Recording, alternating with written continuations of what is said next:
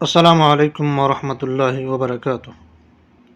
الحمد للہ رب العالمین والعاقبۃ للمتقین والصلاة والسلام علی سید الاشرف الانبیاء والمرسلین نبینا محمد وعلی آلہ وصحبہ ومن صار علی نہجہ الی یوم الدین، اما بعد۔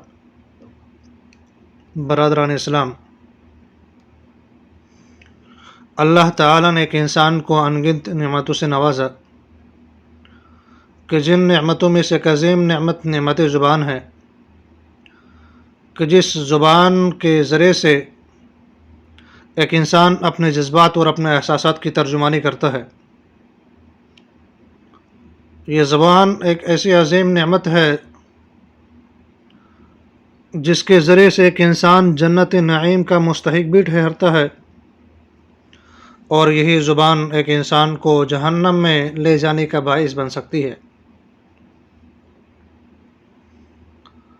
ایک انسان جب اپنی زبان کی صحیح حفاظت کرے گا تو زبان کی حفاظت کی وجہ سے ایک انسان کو بہت سارے فوائد کا حصول ہوتا ہے، جن میں سے آج ہم مزید 3 فائدے احادیث صحیحہ کی روشنی میں جاننے کی کوشش کریں گے۔ ان میں سے پہلا فائدہ یہ ہے کہ زبان کی حفاظت اللہ تعالیٰ کی ناراضگی سے بچاؤ کا سبب ہے۔ ابو ہریرہ رضی اللہ عنہ نبی کریم صلی اللہ علیہ وسلم سے روایت کرتے ہیں، آپ صلی اللہ علیہ وسلم نے فرمایا، ان العبد لا يتكلم بالكلمة من رضوان الله لا يلقي لها بالا يرفعه الله بها درجات، کہ بندہ اللہ تعالیٰ کی رضامندی کے لیے ایک بات زبان سے نکالتا ہے، اسے وہ کوئی اہمیت نہیں دیتا مگر اسی کی وجہ سے اللہ اس کے درجے بلند کر دیتا ہے۔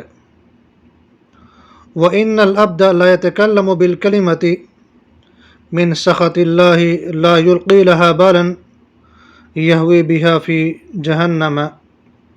اور اسی طرح سے ایک انسان ایک ایسا کلمہ زبان سے نکالتا ہے جو اللہ تعالیٰ کی ناراضگی کا باعث ہوتا ہے، اسے وہ کوئی اہمیت نہیں دیتا لیکن وہ اس کی وجہ سے جہنم میں چلے جاتا ہے۔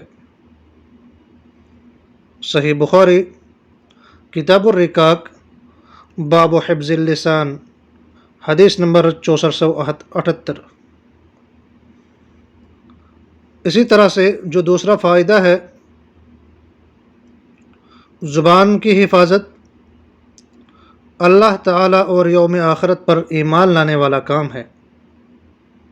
حدیث کے راوی ابو ہریرہ رضی اللہ عنہ ہے، وہ نبی کریم صلی اللہ علیہ وسلم سے روایت کرتے ہیں، آپ صلی اللہ علیہ وسلم نے فرمایا، من کان یؤمن باللہ والیوم الآخر فلیقل خیرا او لیسکت۔ جو شخص اللہ اور یوم آخرت پر ایمان رکھتا ہے اسے چاہے کہ اچھی بات کہے ورنہ چپ رہے۔ صحیح بخاری کتاب الرقاق باب حفظ اللسان، حدیث نمبر 6476۔ اس کے بعد جو تیسرا فائدہ ہے، زبان کی حفاظت سے فتنوں سے نجات حاصل ہو سکتی ہے۔ حدیث کے راوی عقبہ بن عامر رضی اللہ عنہ ہے، وہ فرماتے ہیں، قلت یا رسول اللہ من نجات؟ قال امسک علیک لسانک ولیسعک بیتک وابکی علی خطیئتک، کہ میں نے رسول اللہ صلی اللہ علیہ وسلم سے پوچھا نجات کس چیز میں ہے؟